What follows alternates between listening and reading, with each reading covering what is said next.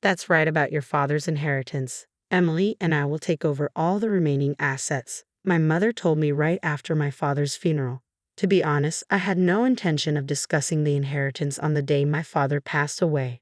However, Emily eagerly pushed the conversation forward with sparkling eyes. There's a will too. Look, Emily continued, proudly displaying the document.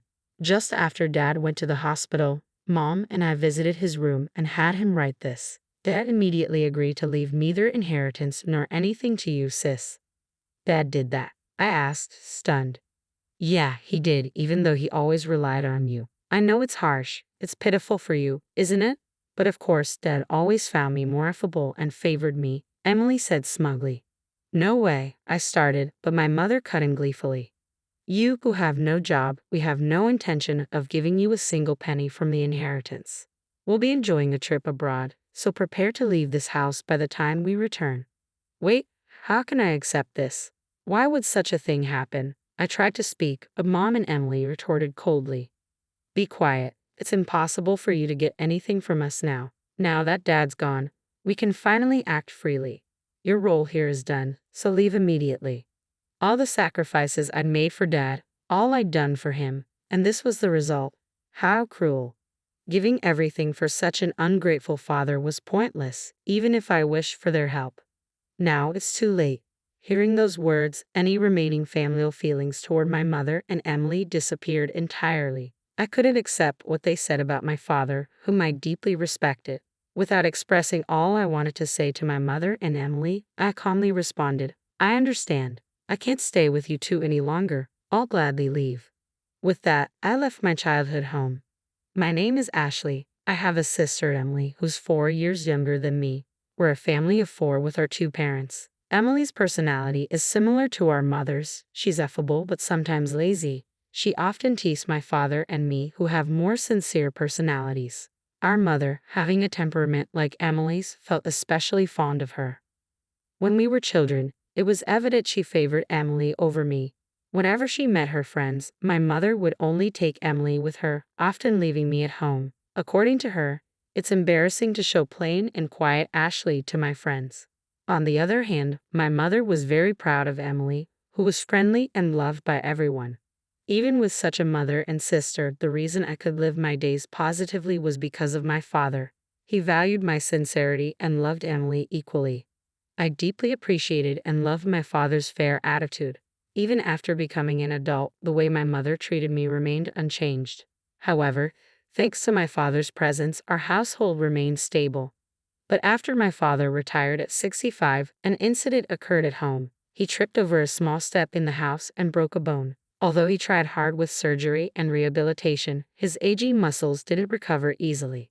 As he spent more time bedridden and needed care, the dynamics at home changed. My mother and Emily became even colder toward him. Hey Mom, what do you think about this inn? Emily asked. Yeah, it looks good. The food seems delicious too. Maybe we should go with this one, my mother replied, looking at a guidebook. They chatted excitedly.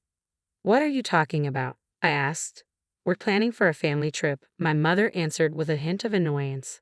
But considering Dad's difficulty in moving around, isn't traveling difficult for him? I responded. Emily smiled and said, well, we're not thinking of bringing him in the first place. We plan to leave him at home. That's cruel. It would be hard for him if he's left alone. If Dad's not joining, I will stay home with him, I said. My mother and Emily just smiled at each other. Then my mother said, that's fine too. If that's the case, Emily and I will just go by ourselves. Whether you two come or not is up to you, but since it's a family trip, we'll be using money from Dad's bank account. A quick glance at the guidebook revealed they had chosen a room meant for just 2 people. It was clear they had never intended to bring either my father or me along. After that, my mother and Emily frequently went out by themselves, staying at high-quality inns and dining at reputed restaurants. It was as if neither my father nor I existed in the house. I kept an eye on their actions from a distance, trying to finish my work as quickly as possible to take care of my father. When I couldn't handle everything alone, I sought help from care services for tasks like bathing assistance or accompanying my father on short walks around the neighborhood. On days when I had to work overtime, I asked my mother and Emily to look after my father, but they avoided the responsibility. Ashley, I came to help with the bath. But is there no one at home today? Upon receiving this notification from the care service staff, I quickly called my mother and Emily. Despite having informed them of the staff's visit in advance, they had left my father alone and gone out. When they finally returned home, I confronted them, but there was no apology. The staff are professionals, right? It's okay even if we aren't there. Dad is an adult. He'll be fine being left alone. We don't want our time taken up caring for him like you do, they said, genuinely believing they were doing nothing wrong. I realized I couldn't rely on them and decided that taking care of my father was my responsibility. I juggled work and caregiving. The daily grind was far from easy, especially since neither my mother nor Emily showed any concern or understanding. My father's condition worsened as the days went by. He spent more time seated than walking and ate much less. As the 9th year of caring for my father approached, I became increasingly concerned about how frail he looked when I took him to the hospital. I was hit with a shocking diagnosis. Your father has advanced cancer. It can't be, I thought, realizing that we might not have much time left with him. Determined to support him in his final days, I quit my job to care for him full-time. I knew I had to tell my mother and Emily. The reactions were unexpected. When I informed them about his condition, my mother commented, "Really? He never drank or smoked. It's unfortunate that such a sincere person ended up with cancer." Emily, with a stunned expression, said, "I can't believe you'd give up your job to take care of Dad. I'd never make that choice." I thought they would be concerned about him, but they showed no signs of it at all. I was honestly surprised by their indifference, as if it was someone else's business. In the end, the two of them only visited him at the hospital for a short time and never really came to pay a proper visit. I supported him daily during his chemotherapy treatments. Despite our best efforts, we couldn't stop the cancer's progression, and half a year later, he passed away. The days after the diagnosis went by in a blur. Upon hearing of his death, my mother and Emily started a private discussion and left me to arrange the funeral on my own. They disappeared somewhere, leaving me with no time to mourn my father, as I had to handle the funeral arrangements alone. As the funeral began, my mother appeared and began to deliver the chief mourner's speech. Despite having done nothing, she put on a face for the public. I was irritated by her behavior, but the funeral proceeded smoothly. Worn out as I headed home, I was invited to the living room by my mother and Emily, who had already returned, saying they had something to discuss. Without any consideration for my exhaustion, my mother abruptly declared, "Regarding your father's inheritance, Emily and I will inherit this house and all other assets." Frankly, I wasn't in the mood to discuss inheritance on the very day my father passed away. However, Emily eagerly chimed in, "We even have a proper will. Look," she proudly presented a document and began to explain. "Right after Dad was admitted to the hospital, Mom and I visited him and had him sign this. It states that you won't inherit anything." Dad agreed to it immediately. "Dad did?" I asked in disbelief. With a smirk, Emily said, "After all the help you provided, it's so cold, right? Maybe Dad in the end preferred me over his too serious elder daughter." "That's impossible," I began, but my mother interrupted with an inappropriate grin. "Clearly Emily is more adorable. Though your father always stayed home and had no hobbies, he surely saved a lot. Mom even quit her job because of the inheritance, and I took some time off work to enjoy it for a while," Emily added. Before I could respond, the two of them continued their conversation. My mother then told me, "You, who have no job, won't get a penny from the inheritance. We plan to enjoy a vacation abroad for a while, so you should leave this place by then," my mother declared. I hurriedly countered, "Wait a minute, do you genuinely believe what you're doing is right? If that's the case." Without waiting for me to finish, both my mother and Emily firmly responded, "Shut your mouth. It's a waste of time trying to take the inheritance from us.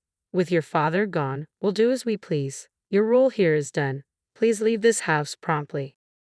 To think that after all I sacrificed for Dad, this is what I get.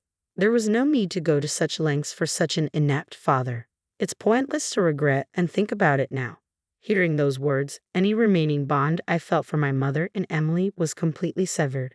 I couldn't forgive them for speaking that way about my beloved father. Holding back what I wanted to say, I calmly told them, "I understand your thoughts. From now on, I can't imagine living together with you two. I'll gladly leave." Despite their initial surprise at my acceptance, the two soon smiled smugly together. "Good to know. Once you leave this house, never rely on us again." Our relationship ends here. Whatever happens to you, we want no part in it. Don't even think of contacting us." Receiving this intense sentiment from my mother, I packed only my essentials and left the house. A few days after the inheritance discussion, something unexpected happened. I received a call from my mother. My mother, who had claimed she would cut off contact with me, was suddenly on the phone, confronting me angrily. "What have you done? Where has all the money from your father's account gone? Why are you suddenly calling? Didn't you say you wouldn't contact me?" "Silence. This is an emergency. Return your father's savings immediately." "What are you talking about? I left the passbook at the old house. I have no way of accessing it after I left.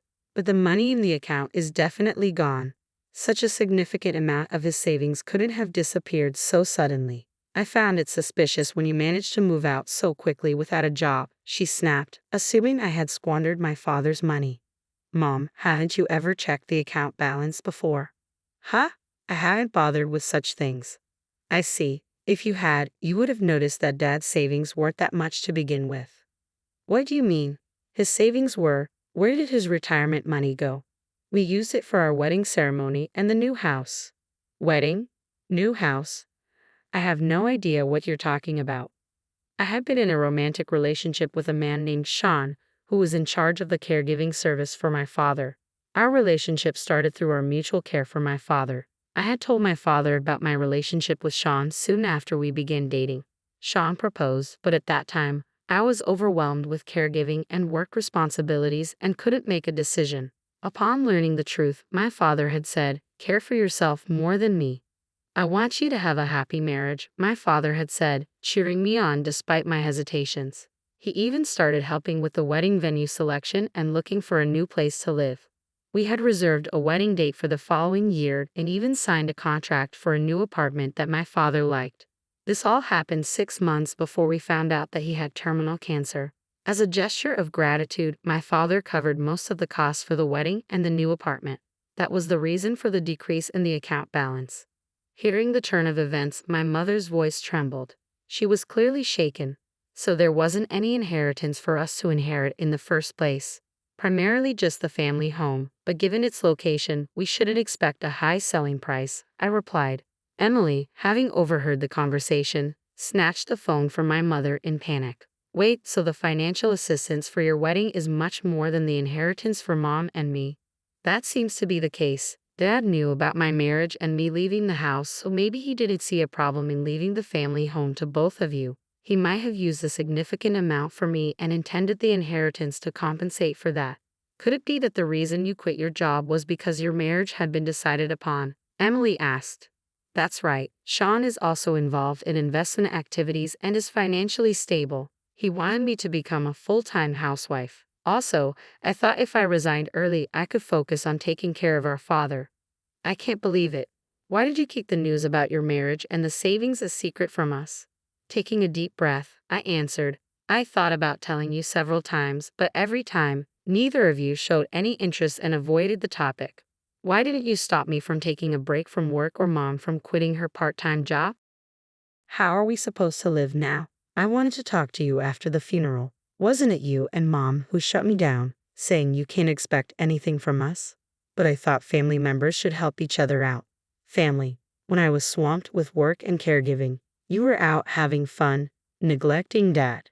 How can I think of someone who said such mean things as family? Don't just say whatever is convenient for you." Shocked and lost for words, Emily was taken aback. Afterward, my mother pleaded with me, "Ashley, the truth is, I've already paid for the trip. I also made various purchases expecting the inheritance, so now I have no savings left." "So what about it? I've already quit my part-time job, right? If we don't get any inheritance money, we won't have any money for next month.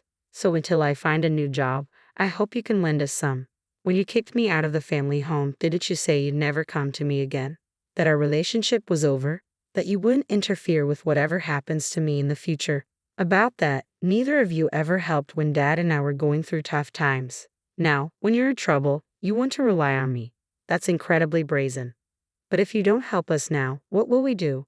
Without waiting for my mother to finish, I ended the call and blocked their numbers. I was utterly disgusted by my mother and sister, who only claim to be family when they're in trouble. I decided to distance myself from these two. Later on, I heard from various people that although my mother and Emily had canceled their trip, since it was a last-minute cancellation, they couldn't get a refund. They'd been barely scraping by, asking friends and relatives for money. They had to sell their house, but as I expected, they didn't get as much as they hoped with the initial expenses for a new place. With hardly any money left after selling their house and covering moving costs, Emily returned to work. However, because she had asked her colleagues for money, her relationships at work became strained. She had planned to leave her job soon after finding a good partner. But because of the situation, that partner, as well as other men, distanced themselves. Her friends, too, kept their distance. My mother tried to find another part-time job, but her previous workplace had already hired someone else. Due to her age, her job opportunities were limited. She's been working diligently, facing complaints from younger colleagues. Currently, they manage their living expenses with my mother's meager part-time salary and Emily's earnings, slowly repaying their debts. Both of them seem worn out. As for me, I was able to have a small wedding at the venue my father chose. The only regret is that my father couldn't be there for my wedding, but I believe he's watching over our happy moments from somewhere. My married life with Sean has been smoother than expected. We're enjoying peaceful and fulfilling days together. I'm eternally grateful to my father for supporting my relationship with Sean and giving me this opportunity to build a peaceful life with my husband, always remembering my gratitude to my father.